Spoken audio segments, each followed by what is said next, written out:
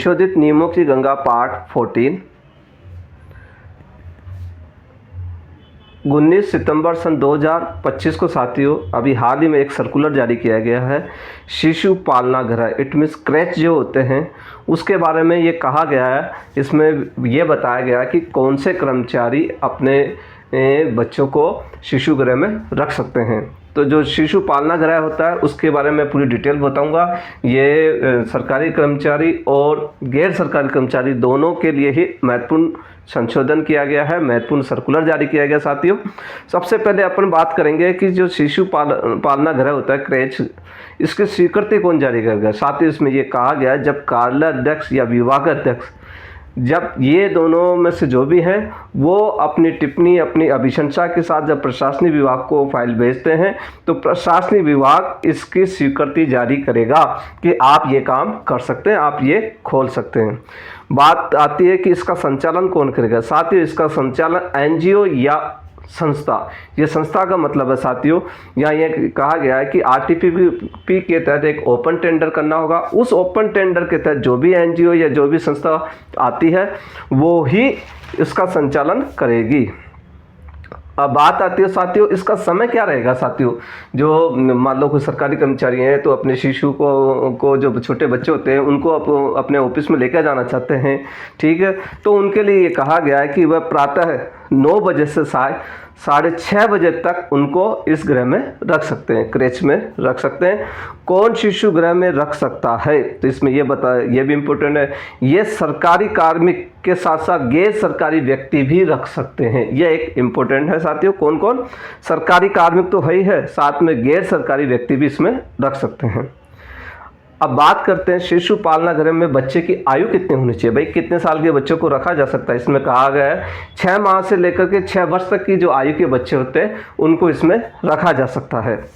और ये भी व्यवस्था की है सरकार ने कि जो 3 बच्चे होंगे उन 3 बच्चों पर एक सहायिका लगाई जाएगी, ठीक है, इनकी सहायता के लिए एक किसी भी एक को लगाया जाएगा तो इनकी देखरेख कर सके, जिसे कहते हैं केयर टेकर, ठीक है।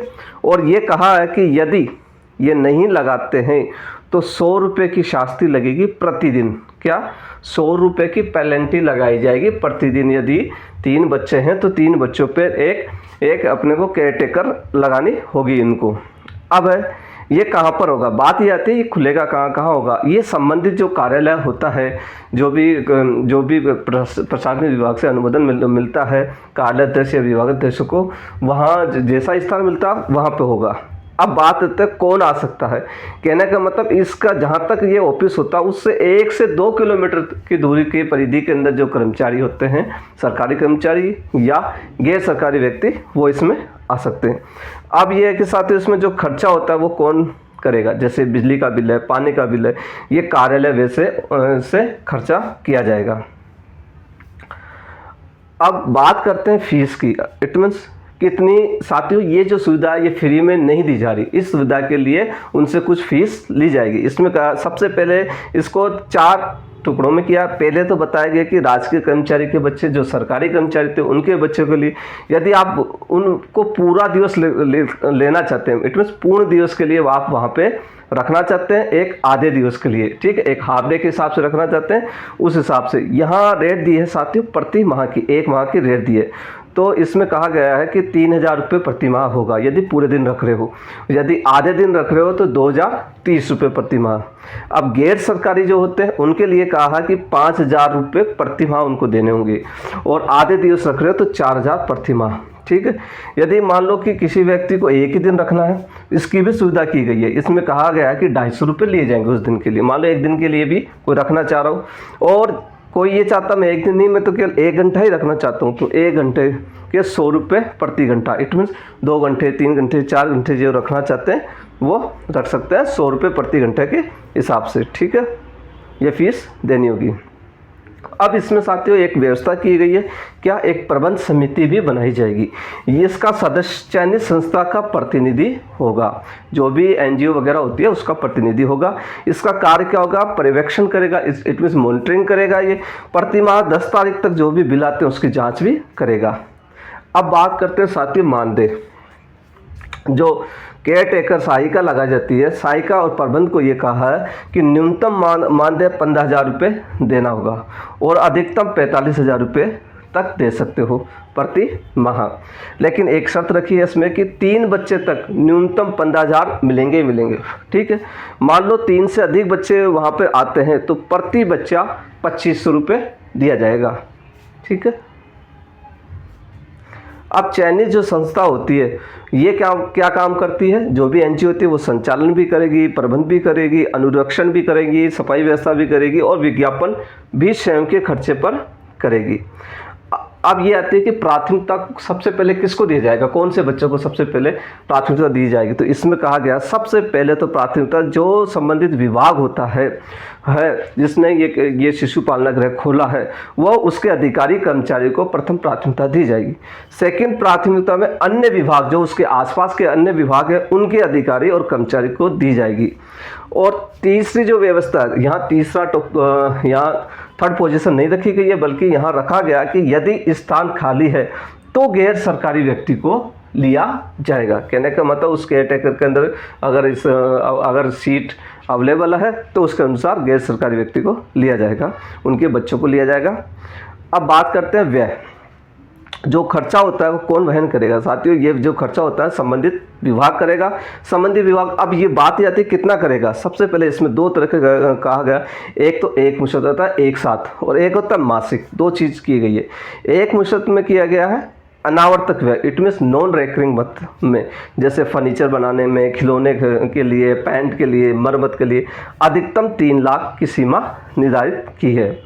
अब जब मासिक रूप से रेकरिंग मद में आवर्तक व्यय के अंदर जैसे खास सामग्री है, सफाई की व्यवस्था करवानी है तो अधिकतम 10,000 रुपये है और सालाना जो इसकी लिमिट है 1.20 मतलब 1,20,000 रुपये इसकी सालाना रखी गई है।